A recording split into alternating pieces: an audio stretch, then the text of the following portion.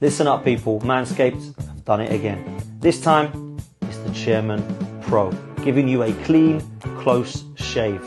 The Chairman Pro is waterproof. The Chairman Pro has long-lasting battery life. And you use the code FTM20 and you will get 20% off of this product. Yes. Big up. Good morning, good evening, good afternoon, wherever you're listening around the world. 12th man is back. Arsenal talk is back. It's Arsenal today because we are looking forwards towards tomorrow's evening kickoff at 5:30 against West Ham at London Stadium. If you haven't checked it out already, please make sure you go and check out the previous video of myself and Dan Lawless. Lawless believes Declan Rice is a waste of money. We'll go check it out and see if you think he's talking sense or absolute nonsense. Brilliant pub over at the Cartel Horses, which is actually famous for Iron Maiden, the band Iron Maiden, that we were sat in having a beer, having a chat, or in my case, a Diet Coke, because I'm trying to be good with the old weight loss stuff at the moment. So make sure you go check that one out of myself and Lawless. That's the video that dropped this morning. Please make sure you hit a like on this one. Please make sure you subscribe to the channel and go and check out Manscaped. Link is in the description. All you've got to do is click on that. That will take you through to get 20% off for Christmas. FTM20 is the code that you need if you need to go and get any products. At the moment, they've got so much over there. It used to just be the blow-the-belt stuff. Now it's all the beard trimmers. If you haven't got a beard and you need a shaver, they do unbelievable shavers over there. So please make sure you go and check it out. The Chairman Pro is 20% off at the moment. The Beard Hedger is 20% off at the moment. They've also got some performance packages as well. So please make sure you go and head over to their website and use the code FTM20, FTM20, and you'll get 20% off. Big up to everybody that's in the chat. Big up to Jay. Big up to Elwood. Also big up to Mally Talks Arsenal. Big up to Ash. I hope you're well, bro. And big up to Carol. And of course, everyone else that's listening in the chat that's no longer live or that is watching on catch up. We're going to talk about quite a few things today. There's going to be a lot of chat about Adam Wharton, who Arsenal are apparently interested in. We're also going to be talking about replacements for Edu and a potential new contract of Thomas Partey. We're going to be going through team news for tomorrow's game, and we're going to be selecting the team that I would play as well. We're going to go through Arteta's press conference. There's so much to do. And what I would love you to do is to head over to Curtis Shaw TV at 2 p.m. because me and Curtis will be talking all things Arsenal over there as well. So please make sure, if you've not done so already, you are subscribed to Curtis Shaw TV. I think most of you probably are, to be honest. If you're not, where the hell have you been? Make sure you hit a like and subscribe on this one. We're getting nearly 100 of you in here already, which is mad numbers. So please make sure you hit that. Only a few of you have hit the like button so far. Let's get that up. And let's talk Arsenal. Okay, there has been reports that we are interested in Crystal Palace midfielder Adam Wharton. Now, I am a fan. I like him a lot. I think he's a midfielder that could actually be one to watch for the future. And Crystal Palace are not having the best of seasons. So, of course, we're being linked with players, and he is one that has been mentioned. Now, it's a player that I actually have looked at for quite some time. Since being signed from Blackburn. And the reason is I think Dougie Freeman has been a really, really good appointment for Crystal Palace. And since he has been in, they have made some really good signings. I look at the signings of Eze. I look at the signings of Mark Guehi. I look at the signing of Elise, who's no longer there. I look at Mateta. I look at the signing of obviously Adam Wharton. And there's been a few more as well, to be honest with you. I quite like Maxence Lacroix. I quite like the look of him, or Lacroix, as I think they call him. I also think Munwar has been fantastic as well at right back. So I look at what Palace have got. I quite like it. But at the moment, it isn't working for him at all. Glasner is not doing a great job, to be fair. Eddie Nketiah is one that Kyle has said, which with a laughing face, which, to be honest with you, yeah, it ain't been a good signing, has it? Imagine a manager putting him on 100k a week and giving him the number 14 shirt. Wow, only for him to go 4 months without a goal at Palace. I think he did score for Palace, but it was a QPR in the Carabao Cup. So he hasn't scored a league goal yet. And I think they're playing him more as a winger. They're playing him more on the right wing to try and replace Elise, which just isn't working at all. You need to play Eddie up top with someone, really. You need to play Eddie. If Eddie was in an old-styled 4-4-2, Eddie would probably score some goals. But it ain't going to happen. I remember when people were starting to liken him to like Jermaine Defoe and Ian Wright. Yeah, we'll leave that one there. Anyway, big up to all of you. There's well over 100 of you already. Please make sure you do me a favor and hit the like button and subscribe to the channel if you're new. We're getting very close at the moment to 27.4. That is closer to 30k. The big 3-0, it has to be hit. I would absolutely love to hit 30k by the new year. If we could do that, wow, it'd be amazing. But I think that's a little bit of an ask, if I'm honest. We'll see. We'll see how we do. Listen, big up to every single one of you. Make sure you get any of your questions in, any of your comments in, any super chats in, and we'll, of course, bring them up on the screen for a bit of a chat very, very soon. Let's talk, first of all, about the Adam Wharton stuff, because I'm a big fan of him. I like him a lot. I think he's a good player. He's one that definitely looks to be a promising player for the future. My only concern, I suppose, about this one is that it's not a number 9. We're not going for a number 9 again. Now, look, I still think that we need to look at our midfield as well as our striking options. But another number 6, I mean, that is what Adam Wharton is. It proves to me that Declan Rice probably isn't going to be a 6 like Mikel Arteta wants. I think he might be the 8 now. And I worry about that, because I don't think Declan Rice is the 8. If this rumour was to become true and Arsenal were to look at getting Adam Wharton, he definitely is not an 8 or a box-to-box midfielder. He is a number 6. So having Wharton and Rice, maybe Jorginho, Partey aren't the future, and I get that. Maybe it's an option for us, but I think we really have got enough number 6s at the club. But Arsenal have apparently held some talks over the potential transfer of Adam Wharton. He's 20 years old, and we are prepared to try and make a move this January. It is understood that Arsenal hope to get a deal done in the region of £55 million, but Crystal Palace want closer to 65. Now, we all know D very well from this chat and this channel. He is a fantastic Crystal Palace rep. I do love D very, very much. But he believes 65 million, we've got no chance. He is £100 million as far as Palace are concerned. Now, that is a madness. There is no way that he is £100 million. If Declan Rice was 105, there is no way that he is someone that is going to get anywhere near £100 million as a value. So for me, as much as I think it would be a good signing, I think 60 million is way, way, way enough. I mean, it might even be too much. For a player who, let's be real, at 20 years old, hasn't really proven himself other than trying to get first-team football at Crystal Palace. This is not a player, other than getting a call-up for England, that has been taking the league by storm or has been in a position to be one of those for future greatness. I think that he's got a great potential, and I think that he's got some ability on the football, but I'm not going to sit there and say that we now need to get Adam Wharton in to replace the Declan Rice. He's not good enough at that level yet. I don't look at him as a Caicedo or a Declan Rice type, who are, of course, over £100 million. But if Crystal Palace are willing to sell, along with Mark Guehi, along with Eze, there are players that definitely are unhappy at Palace, with them being in and around 19th and in a relegation fight right now, then I think that we should try and make it happen. If we've got the funds, if we spend £65 million on Adam Wharton and we still don't have a centre forward, I'll be really pissed off, because that 65 million could go towards Gyökeres or Marmoush. And that is more of a player that we need. We do not need another number 6 at Arsenal in January. That is not what we need. So that would annoy me. So if I'm honest with you, I don't think this is a move that we get done in January. I think if it is a move at all that happens, it will be in the summer. I don't think Adam Wharton is needed at Arsenal right now in replace of who? Jorginho, Partey, Rice. Great player, but let's be real. Do we actually need to be looking at that position? I think if we're looking at any midfielder, it needs to be more of an athletic box-to-box midfielder, and that's not something that Adam Wharton is. Declan Rice is not, in my opinion, an 8. I don't look at Declan Rice and see him as our Fabregas. I see him as our potential Vieira or Gilberto, like a holding midfielder. I actually see him more as a Michael Carrick mould or a Rodri mould, somebody like that, that can press and drive forward, but actually their job is to protect and destroy and block and anchor. I don't see Declan Rice bombing it up and down and ball carrying and creating and threading balls through. It's just not that sort of player for me. So, look, I think there is definitely a liking towards Adam Wharton, and I don't know why Arsenal fans would not be excited or interested in Adam Wharton, because I think he's a very good player. But I don't think it's absolutely key and pivotal to what we're trying to do this January. I think we are looking at attacking options, and I don't think that Adam Wharton's there. Listen, we might have some money that people aren't aware of. Maybe we're looking at the situation financially and thinking that we could get Adam Wharton and an attacker. Maybe.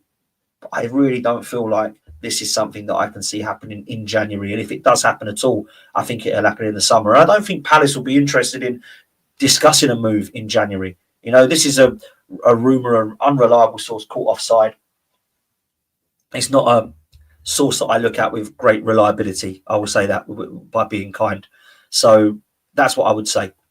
I think he's got talent. I think there's potential for him to be a very good player for Arsenal one day. But at 20 years old, we have got Rice in the 6, who I think is amazing. And if Partey and Rice are to be replaced, we're going to have to see.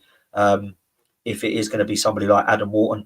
Would it be better to go and spend 50 million on Zubimendi, who's got a release clause? Would it be better to go and get, as somebody said in the chat, somebody like Ricky, or Richie, is it? Ricky, Samuel Ricky? Those are the guys at the moment. I think it's Torino who's absolutely balling out. So would there be other options that are better than that? Potentially there would be. So yeah, interesting one, that one. And when that came out, I did think there's really quite a lot of noise about that one, that Palace fans are shutting down pretty quickly. Arsenal fans are getting potentially excited about. I wanted to mention Thomas Partey because it is a player that I think has been incredible so far this season. Mikel Arteta said yesterday and today about Thomas Partey that he thinks it's one of the best performances he's seen from him. That was in the Sporting game, especially the way he's dominated the game. So that's the level he can play. This year he's been so consistent as well because he's always has a role and he's a massive player for us. I thought he was phenomenal at the midweek game against Sporting Lisbon. I thought he was absolutely superb. I really did. I thought he was excellent and I was really impressed in watching him. I just thought he was excellent. And for me, I think he's been our best player so far this season, Thomas Partey. I think he's been outstanding and clearly so does Mikel Arteta. Look, Thomas Partey, I don't know what your thoughts are on this. There are rumours and reports that there will be discussions about a new contract. And Fabrizio Romano has reported today that there is an opportunity for us to look at Thomas Partey and his contract. Now, I've always said that Thomas Partey will probably leave on a free because he's a player that has not really had his best fitness. Well, he's had fitness issues at Arsenal. Let's be careful what we say. There's been problems with Thomas Partey off the field, of course. We won't go into them politically, but also his fitness has not been great. Now, maybe the two are linked. I always have a bit of a theory about that, but I don't want to go into it because it will probably get me cancelled. But Fabrizio Romano is talking about the new deal for Thomas Partey, and he's saying now, Mikel Arteta says we'll have to discuss, we'll have time, to discuss the situation. He's showing consistency at the highest level, again, because he's available and the way that he feels physically is allowing him to do that. I'm very happy with Thomas. Now, what he's saying there is, at the moment, if he stays fit and available, there's an opportunity to extend his contract. However, you can flip that and say that if Thomas Partey gets the injury problems that we all know that he probably will have at some point again this season, he will probably not be given a new contract. And that is just fair. Now, the other thing you've got to take into account and consideration here is that Thomas Partey is on £250,000 a week. And if you're not playing and you're not available to the level that you want them to be, you cannot extend someone's contract that is on that much money, that is that unavailable. And I'll go along the same lines as if this was happening with Havertz, who's on a lot of money, Jesus, who it's happening with and is on a lot of money, Zinchenko, Tomiyasu, Kirintini. They're all on over £100,000 a week and up to £300,000 a week. That means they have to be playing pretty much week in, week out if you're going to be keeping them. So I wonder what will happen if he does extend, because Thomas Partey, we're in a position where we can say, look, Thomas, your fitness hasn't been amazing. You're not getting any younger. We are going to give you another contract for a year, but you're going to have to drop down to £180,000 a week. Let's just test it and see what he says. Try and save some money on him because he's on a hell of a lot of money. Now, he might say no and he'll go over to Saudi Arabia. But for me, I think it's worth trying to get him onto a contract a little bit less a week because there's a hell of a chunk of money for a player that is definitely on a kind of just waiting basically to get another cropped injury, which will see him out for a few months. So for me, I think that's what I would do. Now let's talk about Thomas Partey's performances. Well, I agree with what Mikel Arteta is saying there. He's showing consistency and availability. And also what he's playing at is probably physically at the highest level he's been at in a long time.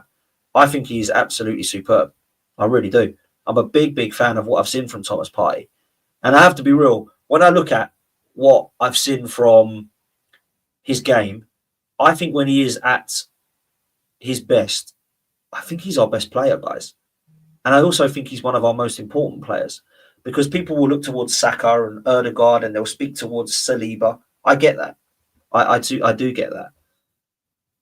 But I actually think Partey makes everything tick.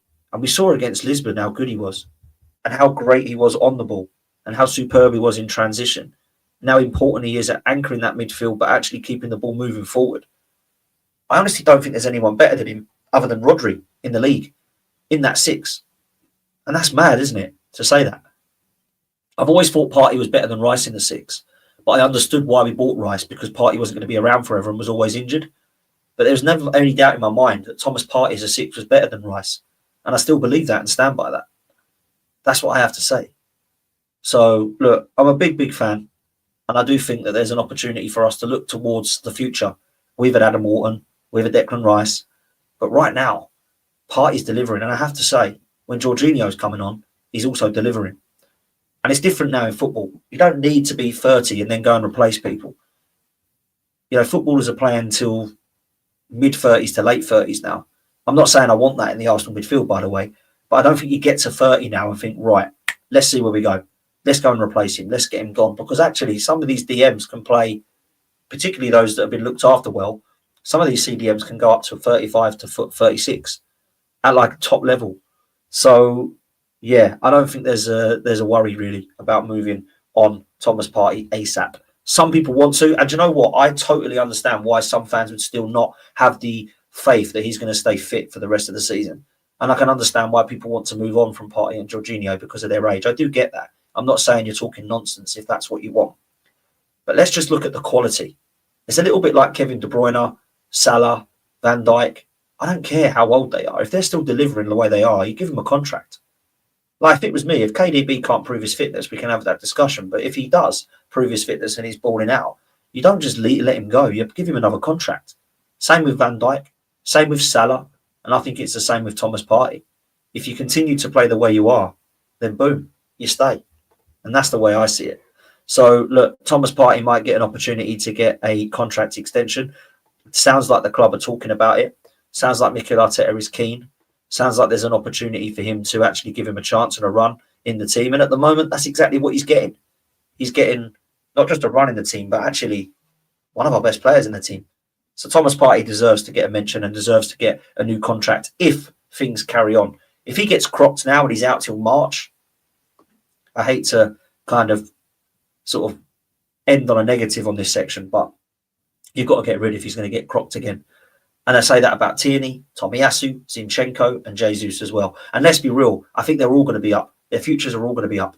You know, people keep saying to me, but how are we just getting rid of loads of players? Arsenal are no longer at this building stage. Arsenal are at the evolving stage now. We've got our core. We've got our foundation. We've built that. Arteta Edu, thanks, brilliant stuff. Now let's go and win something. But to do that, you have to evolve. You have to now say to Zinchenko and Jesus, you've done your job. Thanks very much. Go and have a great career. We're moving on now. Thanks, Smith Rowe. Thanks, Nelson. Thanks, Eddie. We've got top four. We're now in a title race. Go and enjoy your career. We're on to something else now. And I think there's definitely question marks over the fitness and futures of Tierney, Tomiyasu, Zinchenko, Partey, Jorginho, Jesus and Sterling. And that's 7 players. And that's without the likes of Nuno Tavares that's coming back, Lokonga that's coming back, Marquinhos who's coming back. That's 10 players. So, unfortunately, people that get sentimental about players, you can't. Trust me, when you go to a football match, you are closest to the loyalist people at that football club. And it ain't the people you're watching. It's the people you're sitting around. Because trust me, they'll be there for years and years. As long as they can be, as long as they're on this earth, the fans will be there. They'll be there and they'll remain. We are talking on this now. All of you are listening to me and you will go to a pub later and talk football and you will be there longer than Mikel Arteta. As long as you're on this earth, you'll be there longer than Mikel Arteta. So this is why I never get attached to a player. I could like players. I'd love players. But I've learned from that. I got attached to Ian Wright and I cried when he left. I was only about 7 or 8, by the way. No, I was a bit older than that. Maybe I was 9. I loved Thierry Henry and I got attached. But I got hurt because he left. I've done that with retired players. Dennis Bergkamp is on my wall. Everybody knows I love Wright, Henry and Bergkamp. They're my 3, right? When they go, you get hurt by it. So now don't get attached. Love Saka, love Martinelli, love Saliba, love Rice, but they will one day, you will outlast them. Whether through retirement, whether through them leaving. So don't get so heavily attached to players and managers because trust me, one day they'll go. Just like Arsene Wenger went after 22 years. People couldn't imagine a life without Wenger. Some people can't imagine a life without Mikel Arteta. That's the way it is, man. Look, that's what I'm going to say about Thomas Partey. Let's talk about another link, shall we? Because there is a lot of discussion around another player's future that I haven't mentioned on that list. And that player is not getting first team football. It is Jacob Kiwior. Now, when we signed Jacob Kivior, I actually didn't mind the signing. At 20 years old, I didn't know much about him. He'd had a very good Euros, I think it was, or maybe it was a World Cup, I can't remember, at the time, and we signed him. And everybody thought it was just one for the future. Well, he's not really managed to hold down first-team football. He started to get quite a run of games last season, if you remember, at left-back. I always thought he was a better left centre-back than a left-back. I thought he'd come in and did a job, but he was never going to be next level. I don't think he's going to reach the heights of being a Saliba or even a Gabriel. And I think he's always going to be back up at Arsenal. If a bid comes in, I would happily sell him. I would happily sell him. Now, according to Demarcio, now some people don't like Demarcio. I don't mind him. I don't think he's got anything horrendously wrong. I also don't think he's got anything amazingly right at times. Napoli are the club that are asking about Kivior's situation at Arsenal. Arsenal were open to letting him go out on loan. Right now is the moment for him to come back to Italy. He has to play and become one of the best defenders in Europe again. Now, I don't think he was ever one of the best defenders in Europe. I think he was one of the most talked about potential youngsters from the Euros or the World Cup. I think it was the World Cup, actually. And Lewandowski said, wow, this Polish defender is going to be quality. And he was really good over at Spezia in Italy. Now, they still like him in Italy. And if he was to go to Antonio Conte's Napoli, he'd have a great chance of being in a defensive setup in a defensive league. So he has got everything that he needs to learn there. Now, I think he's only about 22 years old, 23 years old. He's not old at all. We've only had him for a couple of years, and I think he was 20 when we bought him. So, yeah, he'll be about 22, 23. My problem is we've got lots of defenders that we are stacked with, but we might be getting rid of a lot of them. So when I look at it right now, there's only 4. No, there's not. There's 5 that I think have a future at Arsenal. And that is Ben White, Urian Timber, Saliba, Gabriel and Calafiori. The others, I don't think have a clear future at the club. Tierney, Zinchenko, Tomiyasu and Kivior. There's 9 defenders there. Oh, and Tavares, 10. So out of the 10 defenders on the books at Arsenal, half of them are going to go potentially over across January and the summer. So you know what that means, guys? We're going to be looking at another left back. We're going to be looking at another couple of centre halves in the summer, which is mad. That is, of course, if they all go. Now, Tomiyasu might stay because Arteta does like him. And I like him as a player. I just don't think he's got anywhere near the level of availability that we need. We might look potentially at a future of Zinchenko in another position, but I don't think he's a left back.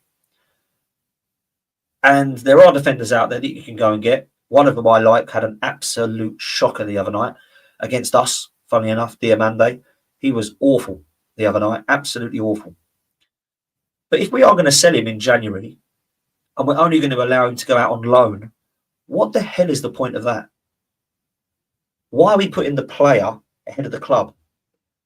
We should be saying to that player, look, mate, be patient. I get it. You're going to go in the summer. We need some money for you.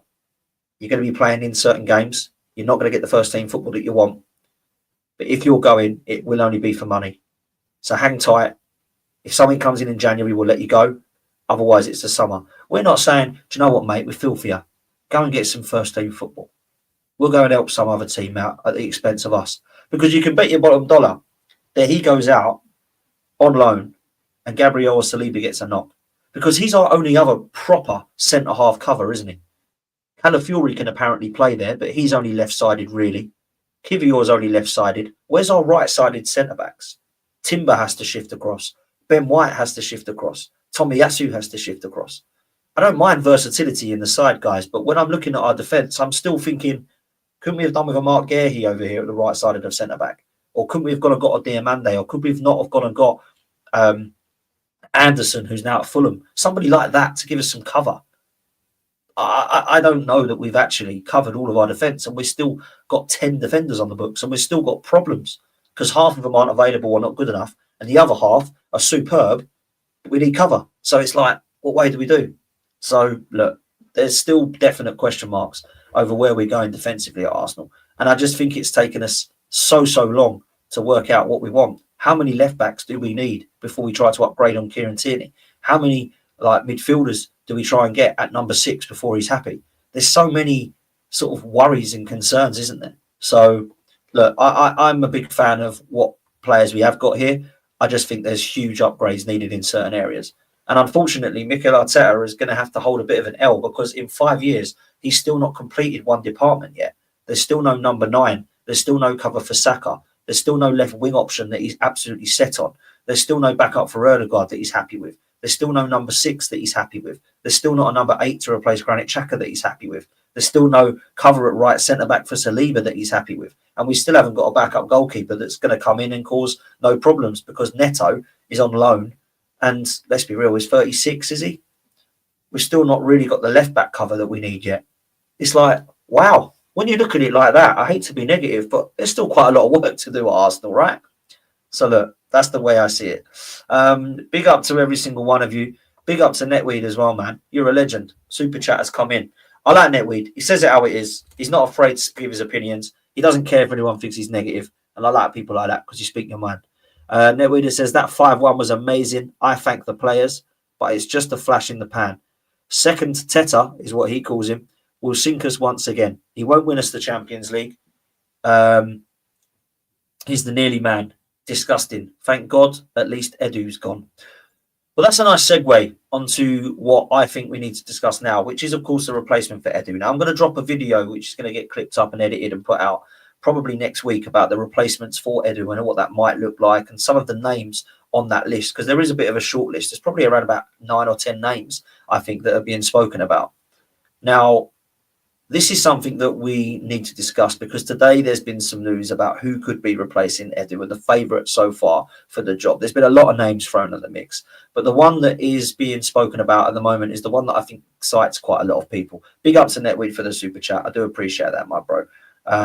So big up to you. Let's talk about what that might look like. Now, the player that we're speaking about is someone with experience, which definitely is a factor that is needed. I don't want to murder Saka or Raziki or somebody like that. But this would be quite exciting. Of course, we are talking about Olabe, who is currently at Real Sociedad. The Marcio is suggesting that it's already well known that Roberto Olabe will leave Real Sociedad, and I have been told that he is in advanced talks with Arsenal to replace Edu. So I think he could start a new era at Arsenal. Now, we know that he has experience. We know that he has worked with some of the best players. He's also worked with players that Arsenal have either been linked with or have signed or are looking to sign. I'm, of course, talking about Martin Odegaard. I'm also talking about Mecca Marino. The links to Zubimendi from Arsenal were definitely something that excited quite a few members of Arsenal's fan base. And then, of course, there is the Alexander Isak rumour as well that will not go away and that is still being spoken about today.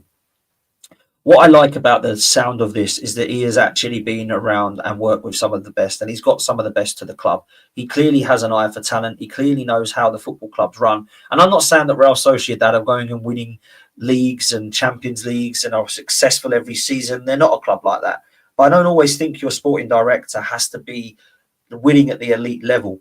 It would be great to have a CV that says, look at what I won with Bayern Munich and look at what I was a part of when we won over at PSG.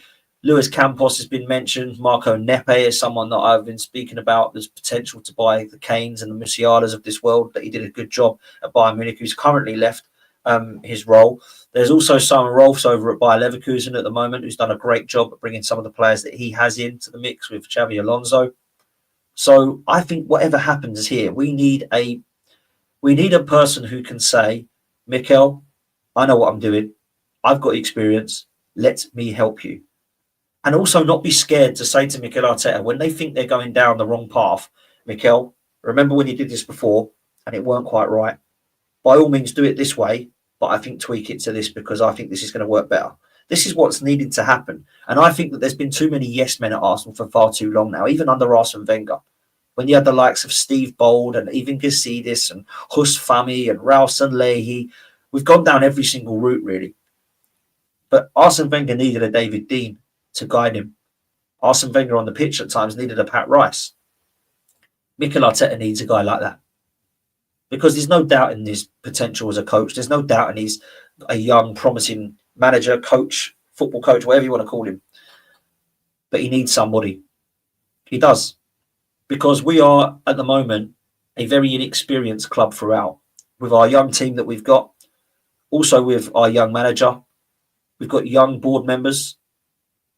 The most experienced is Richard Garlick.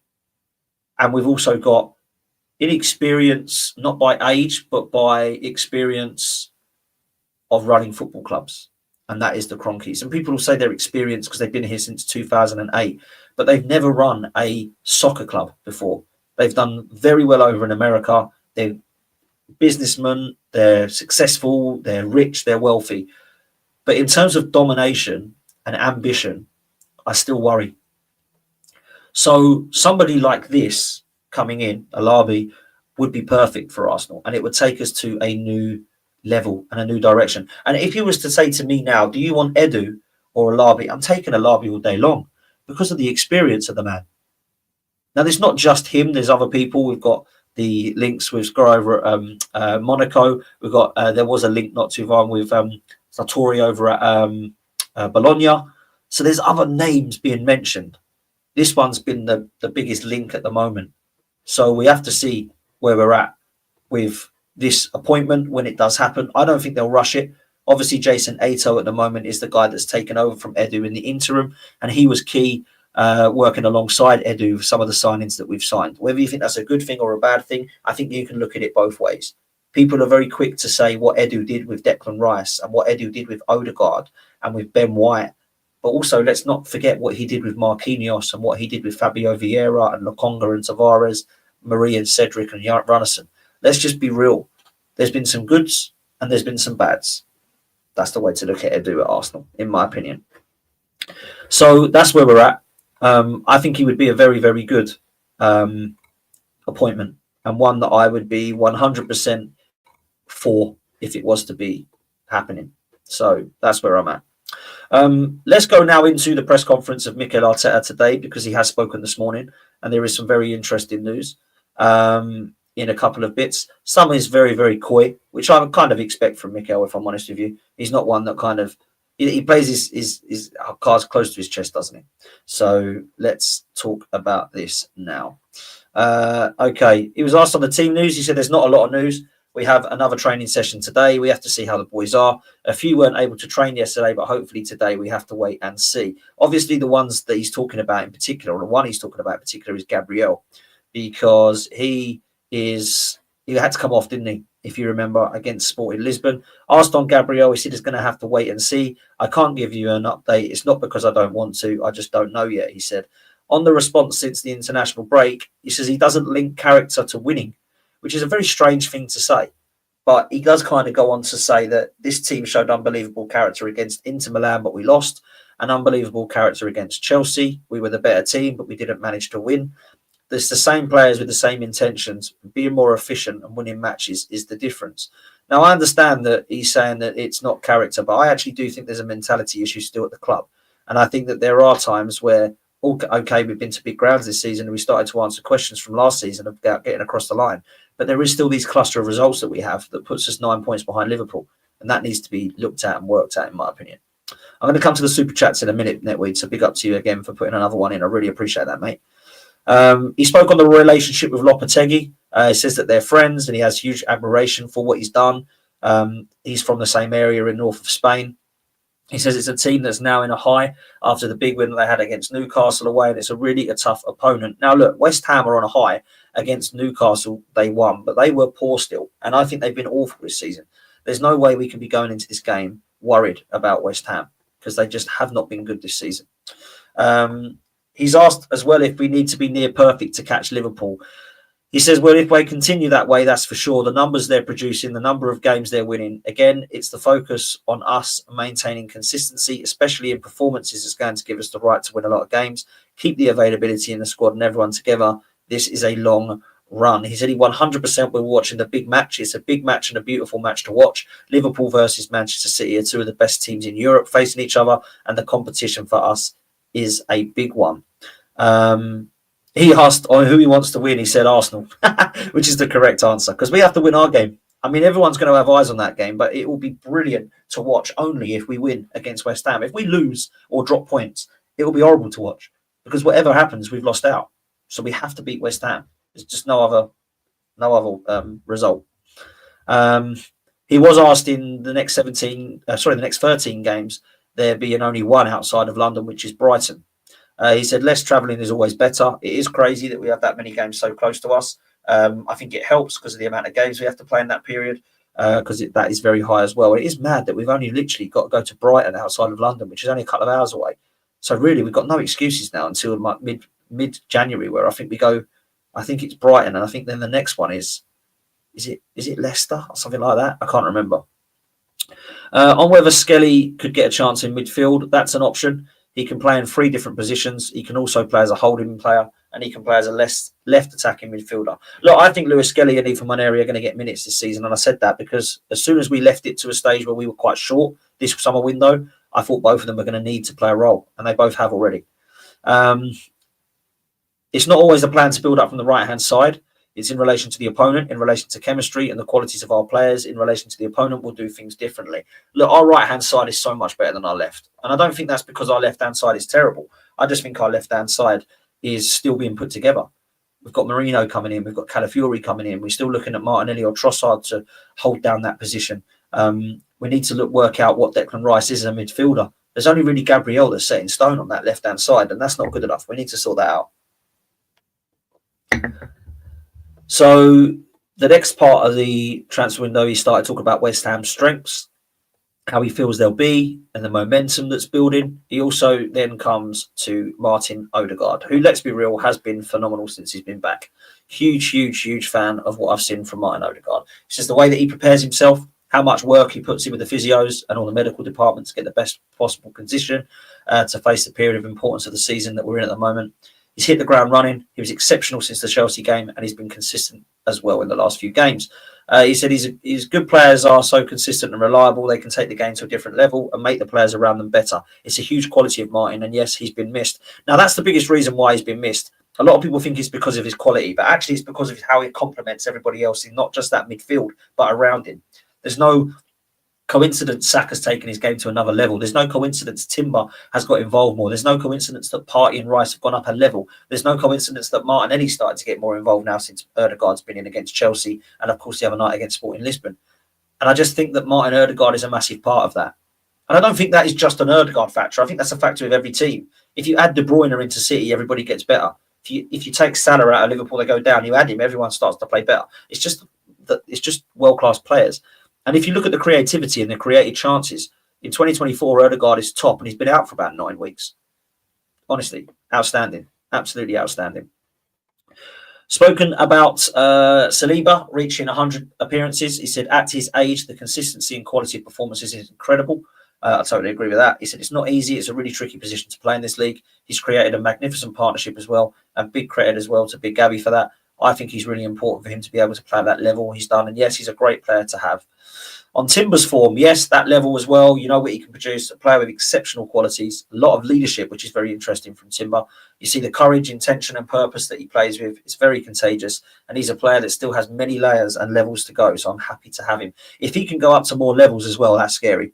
I honestly think if Timber goes up to more levels, he'll be considered as one of the best fullbacks we've ever had at the club. That's how good highly I rate him. You know, and I know people will laugh and go, oh, you only had Lauren and Lee Dixon and Sagna, but let's be real, all 3 of them were quality players.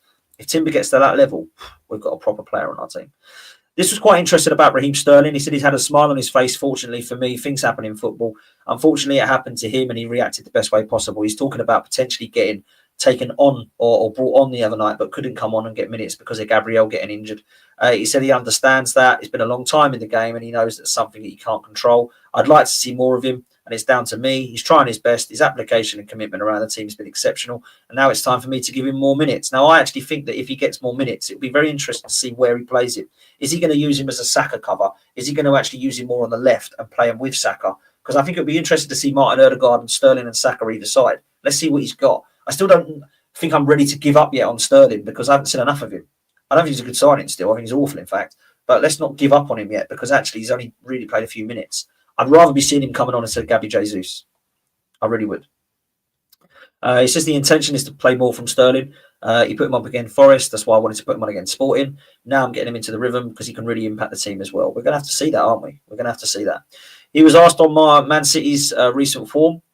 He said what he's made of it is that what they've done for 9 years should be spoken about more. I think that's what people have to talk about, how difficult it is when they've done that for 9 years consistently. Everybody has a bump. It's very strange because in 9 years they've never had one. And that tells you the level of environment that we're in. Everything has to go almost perfect. The performance has to be perfect. The ability of our squad has to be perfect, and things have to go your way. And the level of opposition is different, and it's so hard to win. I think what he's saying there is actually a massive compliment to Man City to see everyone's laughing at him now. But wow, this is the first time it's happened in 8-9 years under Pep Guardiola. That's the way we've got to look at it. He said it's a motivation to win our game because that would put us watching the game on Sunday in a much better position, and that's the task. That's really important. That's what I said earlier. We absolutely have to do that. He was asked on how he sleeps after the game, which was a stupid question, really. How did you sleep after the Sporting game? I mean, who cares? Let's be real. We're not here to be his therapist, are we? It's very, very bizarre. So that's a bit strange. He was asked about injury problems, and at the moment we're pretty good. And then on discussing the new contract with Partey, he said we'll have the right time to discuss this situation. He's showing consistency at the highest level again because his availability and the way he feels physically is allowing him to do that, and I'm pleased with that. Now, it was a really good interview in parts there. Some stupid questions, as there always is. But I think the press conference there is basically saying that he's happy with the squad. He thinks the injury's okay. The team news is fine. No real concerns about Gabriel, but they will not know until today. He's the only real doubt at the moment, with Ben White as the only long-term absentee. I think when you look at Raheem Sterling, it's quite interesting that he's been willing to give him more minutes, and also Ethan Nwaneri, who they didn't actually mention in this press conference, but I think it's really important that we look at how many minutes he's getting now as well, because for me, he's one of the most important subs. I look at the bench and I think, right, who's coming on? I want it to be Nwaneri first, ahead of Trossard, ahead of Sterling, ahead of Jesus. I want it to be him. And I think that we have got some options now from the bench that actually can impact and change the game. But Nwaneri is still the one. And Trossard is probably one of the best super subs, right? But I want to be seeing both of them coming on, because I think that although Trossard comes on and scores all the time, Nwaneri comes on and lifts the game. And actually is more exciting to watch than Trossard when he comes on. So, yeah, I think we need to use that to an advantage. That's for sure. Let's look at the team news for what I think it will probably be this weekend. And then we'll come on to a score prediction before we close. This is what I think it will be. I'm going to go with the same team that played against Sporting Lisbon. David Raya in goal, Timber, Saliba, Gabriel and Calafiori. And I think that back four now will start to gel. I think we'll start to see the best from all four players and as a unit, the department that we need to be seeing. Thomas Partey in the six, I think it has to be right now. I like Rice in the six, and I think he does want to go with Rice, Marino and Ødegaard one day. But right now, while Thomas Partey's playing like this, you can't drop him. Declan Rice will play because it's against West Ham in the 8. I don't expect Marino to come back in. The only thing that could happen is if Declan Rice is still not 100% with his toe, but I expect him to start. Ødegaard will definitely play and captain the side. And then I think a front three again of Saka, Martinelli and Havertz. Look, if Gabriel is not fit, he's got two options. He can play Kivior in Gabriel's space, or he can play Calafiori there and Zinchenko at left back. But let's be real, I'd probably go with Kivior, if I'm honest. I just don't like Zinchenko at left back. So that's what I would do. He could play Lewis Skelly at left back, to be fair, but I don't think he'll go with that. This is what I think the team will be. I think Gabriel will be okay, and this is what I expect. I'm going to go for a 3-1 victory against West Ham. I think we'll be convincing. I think we'll get a fairly convincing win, and I'm quietly confident that we can score a few goals here. I don't think there's any way that if Arsenal turn up like they did against Sporting and Forest, that West Ham win this game. They can score, and that's why I've given them a goal. But I think it will be too convincing and too good for them. And we should be beating a Lopetegui West Ham because they haven't been good enough. That's the way I see it. Let's bring these in from Netweed. Absolute legend, man. Thank you so much for the super chats, man. I really appreciate it, bro. I really do. Thank you so much for that, mate. Let's take a look at where we're at. This one came in earlier, so it must mean that this one's next. Remember, for the Arteta FC excuse merchants, Tuchel won the Champions League with Kai and Mason Mount. It's embarrassing. Remember that. Look, I know you're not a fan of Mikel Arteta. And I think that there is definitely justification as to why, if he doesn't win something, he might need to go next season. But we are comparing him there to a quality manager in Thomas Tuchel that has got a CV that wins. So I think Thomas Tuchel, you're right, is 100% better. At Lou Fan, who's in the chat, 100%. Tuchel, I feel, would do bits for us in the trophy department. If not, fine, sack him too, as the hipster crowd wouldn't like him anyway, as they didn't end with Emery. But why stick with proven failure? Look, Netweed, I'm with you at the end of the season in May. I'm giving Arteta till May to do that. And if he doesn't do that, I will be one of the first people to say we need to go and move on. I just don't think the club are looking that way, mate. And that's why I go to the Cronkies. I do not go to Mikel Arteta anymore. I go to the Cronkies who are hiring him and keeping him in the job if he's not good enough. And that's what I would suggest is if you are not happy with Arteta, surely you're not happy with the Cronkies either. Netweed has also said, still Martinelli, even though he scored versus Sporting, let's finally get that big striker and Bruno Guimaraes. Let's be a tiny bit ruthless now that Ed Odo's gone. Come on, you Gunners. Look, I think that we want players like Isak. I think that we do probably look at Sesko still. I think we want a Nico Williams winger. I think we would like a Bruno Guimaraes or a Frankie de Jong for our 8. I just don't know what funds we've got. I don't know how much we can spend from PSR. And I don't know how ambitious the Cronkies are. And we'll find that out in January. We will. We will find that out in January. Let's see. Look, big up to every single one of you. Do me a favour. Head over right now to Curtis Shaw TV. You will see myself and Curtis on there talking about all things Arsenal. So please make sure you do that. Before you do that, hit the like on this one. Make sure you hit subscribe. We are over 100 likes. We need to get that over to 300 likes, please, people. If you are watching this and it is not at 300, hit the like button, or hit the like button anyway. Hit subscribe as well. Please hit subscribe. It's free. So don't think you have to pay a subscription fee. You don't. It is absolutely free. And it will remind you when I'm on. Hit the notification bell so you don't ever miss a show. Make sure you go and sort out manscaped.com. Manscaped will sort you out for Christmas. 20% off at the moment. So please make sure that you do that. Go show them some love as well. And look, we will see you next time. I'll see you actually in 6 minutes over at Curtis Shaw TV. Take care, people, and big up.